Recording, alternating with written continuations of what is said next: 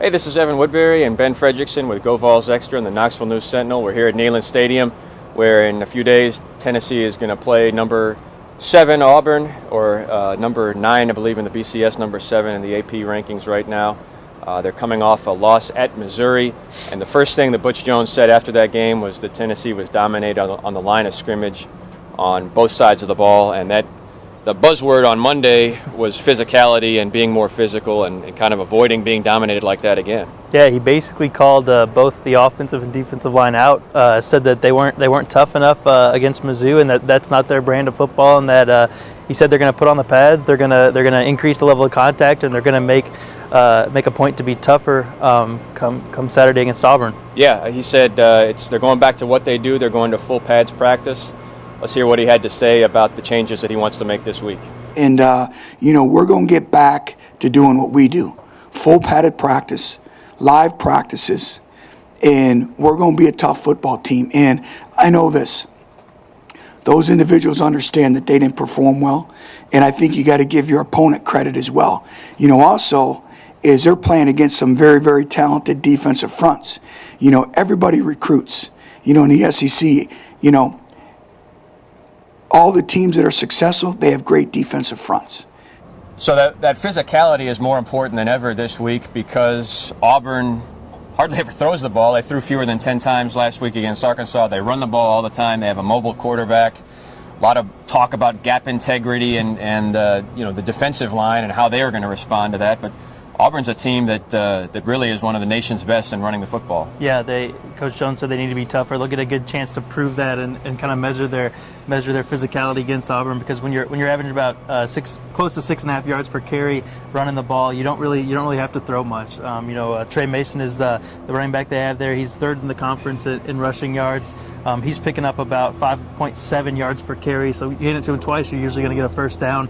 So that's going to be, I would imagine, Auburn will try to go with what they do best. And if Tennessee stops it, you might see them shift. But they probably will try to prove they can run. And if Tennessee can't stop the run, there will be no need to change that game plan.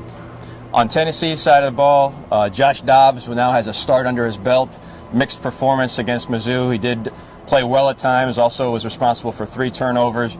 We did get a bit of quarterback news from Butch Jones, who said that Nate Peterman is full go, although he didn't go as far as saying he'd be the number 2 quarterback, said he and Riley Ferguson are still competing for that. But let's hear what Butch Jones had to say about Josh Dobbs' performance in his starting debut. I think you take a lot of things from it. And as you know how cerebral he is, just like we as coaches, he dissects every single play. And some really good experiences and some experiences that we need to correct and move forward and not make them twice, which he will. The offensive line is the most veteran part of Tennessee's team, and they had a number of false starts, offsides, holding, all sorts of miscues, and didn't play very well as far as leading Tennessee's running attack against Mizzou.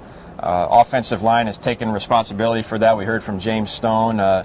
He said there were inexcusable mistakes in the game that you don't expect out of a veteran unit. Especially when you're playing with a new freshman quarterback, you really have to make strides to make it as easy as possible on him. When you're getting as many as 3 false start penalties consecutively, you're not helping the new guy out much. The offensive line, like you said, they are taking responsibility for it. I would imagine those will be cut down some Saturday. Playing at home, they've been better at home. You're not going to have the crowd noise issues as much. So that would be one area of improvement that I think will have to be a must if they want to play the game they want to play against Auburn.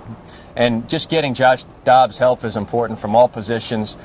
Butch Jones singled out one play, a drop touchdown pass by Josh Smith, who has had a number of drops this year, but Butch Jones said in this clip we're going to go to, he said he's been a great practice player, has the best hands on the team.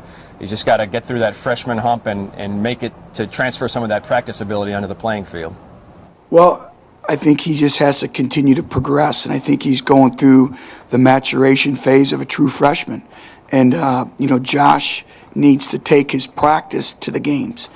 Josh, I'll tell you right now, has the best hands on our football team. He's extremely competitive.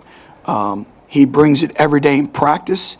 He's extremely difficult and hard on himself, which we want. That's a mark of a great competitor. Now it's taken the practice field to the game field, and he's a young man with a tremendous amount of upside. So that's it from Neyland Stadium today. We'll have full coverage throughout the week leading up to Tennessee's game against Auburn.